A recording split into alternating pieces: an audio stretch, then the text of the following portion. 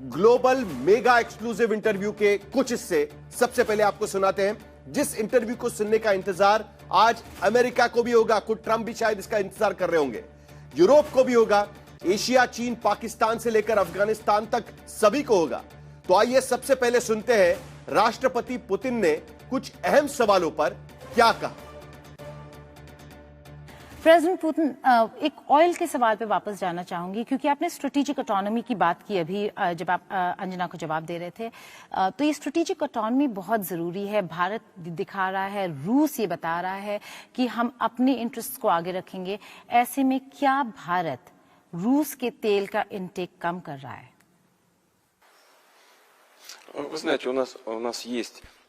ये सही है कि साल के पहले 9 महीनों के मुकाबले अब भारत के साथ द्विपक्षीय व्यापार में कुछ कमी आई है, लेकिन इसे एक तरह के समायोजन के रूप में देखा जाना चाहिए।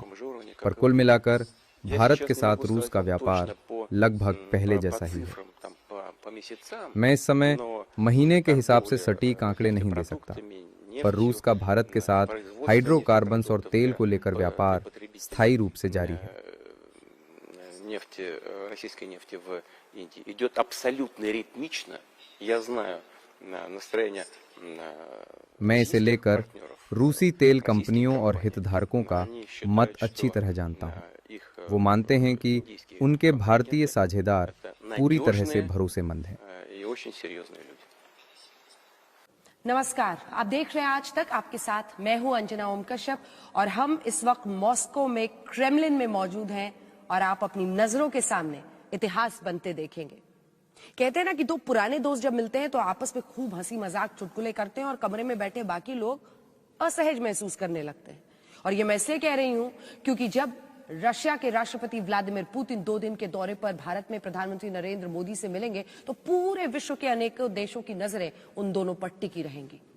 देखिए, व्लादिमीर पुतिन विश्व के सबसे प्रभावशाली नेताओं में से एक है और जो फैसले वो लेते हैं उससे सिर्फ रूस ही नहीं बल्कि अनेकों देश प्रभावित होते हैं और उनके व्यक्तित्व के इर्द गिर्द हमेशा एक रहस्य जरूर बना रहा है। तो इससे बड़ी बात हो नहीं सकती टेलीविजन के इतिहास में जब आप क्रेमलिन से सीधे देखेंगे हमें बातचीत करते हुए। नमस्कार, मैं हूं गीता मोहन और हमारे साथ जुड़ रहे हैं रूस के राष्ट्रपति व्लादिमीर पुतिन। बहुत लंबे समय तक वो रूस को रूल करते रहे और इस पूरे दौर में उन्होंने बहुत कुछ देखा, युद्ध देखे, इकोनॉमिक रिसेशन देखा, लेकिन उन्होंने लीडरशिप भी देखा। बोरिस येल्त्सिन से लेकर डोनाल्ड ट्रंप तक, अटल बिहारी वाजपेयी से लेकर मनमोहन सिंह तक और फिर नरेंद्र मोदी तक। उन्होंने न केवल भारत, दुनिया को बदलते और उभरते देखा। राष्ट्रपति पुतिन, आपका बहुत बहुत धन्यवाद आज तक पर हमारे साथ आने के लिए। पूरे विश्व में और हिंदी चैनल के तौर पर सबसे बड़ा यही नेटवर्क है जिसको पूरी दुनिया देखती है और आज तक पर तमाम भारतीय आपको सुनने वाले हैं। सबसे पहले तो आप कैसे हैं?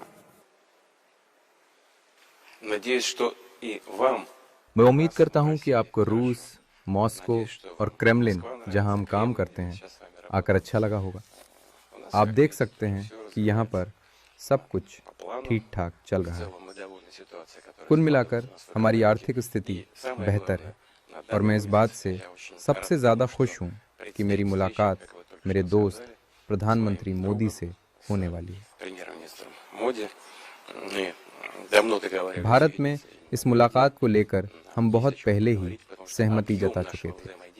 हमारे बीच चर्चा करने को बहुत कुछ है क्योंकि भारत के साथ हमारे साझा सहयोग का विस्तार बहुत बड़ा है और मैं यहाँ हमारे संबंधों के इतिहास के बारे में तो बात ही नहीं कर रहा हूँ क्योंकि हमारे बीच रिश्तों का इतिहास सचमुच अनोखा है और जिस रास्ते पर भारत आज़ादी के बाद चला है 77 साल गुजर चुके हैं, जो कि इतिहास के हिसाब से एक छोटा अंतराल है, पर भारत ने इतने ही समय में बहुत प्रगति की है।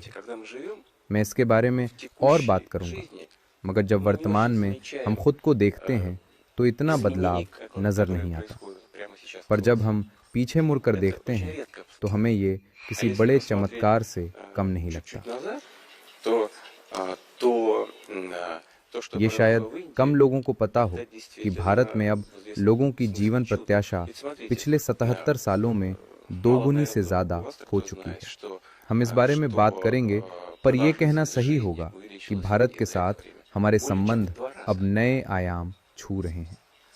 We will talk about longevity in some time from now. Да, хорошо, поговорим обязательно, но во всяком случае... मुझे बहुत खुशी है कि मुझे प्रधानमंत्री मोदी के साथ मुलाकात का मौका मिल रहा है, और ये केवल व्यापार के लिए ही नहीं है। हमारी ये मुलाकात व्यक्तिगत स्तर पर भी बेहद अहम है। Деловые, но и личные отношения. That's an important point to make, but my question to you now would be about defense. And India continues to be the biggest defense buyer. Roughly 38% of the market from Russia is bought by India. My question to you, sir, is in view of the sanctions by the US or the tariffs they have laid on India, the arm twisting methods that are being adopted, and I name it's America. How do you plan to circumvent all this? Will you pull back or push harder?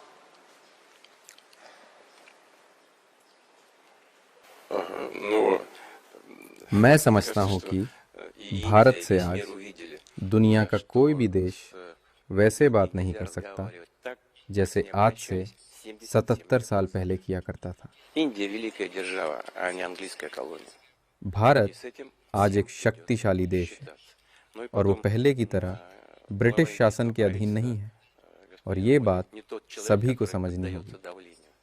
खासतौर से प्रधानमंत्री मोदी की अगुवाई में भारत अब विदेशी दबाव में नहीं आने वाला। Позиция не конфронтационная. भारत के लोग गर्व कर सकते हैं कि उनका प्रधानमंत्री किसी के दबाव में काम नहीं करता, Законных интересов. साथ ही वो किसी के साथ टकराव का रास्ता भी नहीं अपनाते। Ну, в расчетах. दरअसल हम किसी के साथ भी टकराव नहीं चाहते, В расчетах केवल अपने वैध हितों की रक्षा चाहते हैं। проблемы определенные, связанные с тем, что у нас много посредников. Но есть и हमारा 90% से ज्यादा लेन देन हमारी राष्ट्रीय मुद्रा में होता है। हालांकि बिचौलियों को लेकर थोड़ी समस्या आती है, पर इसके लिए हम साझा व्यवस्था बना सकते हैं, जहां रूस और भारत के बैंक बिना किसी रुकावट आपस में लेन देन कर सकें। हम इस पर लगातार काम कर रहे हैं। попытки ограничить взаимодействие в экономике. एक बार ये व्यवस्था अमल में आ जाए तो व्यापार को लेकर बाहरी दबाव से जुड़ी सारी समस्याएं दूर हो जाएंगी। Что когда это понимание, осознание придет в полном объеме, тогда и прекратится эта практика давления извне.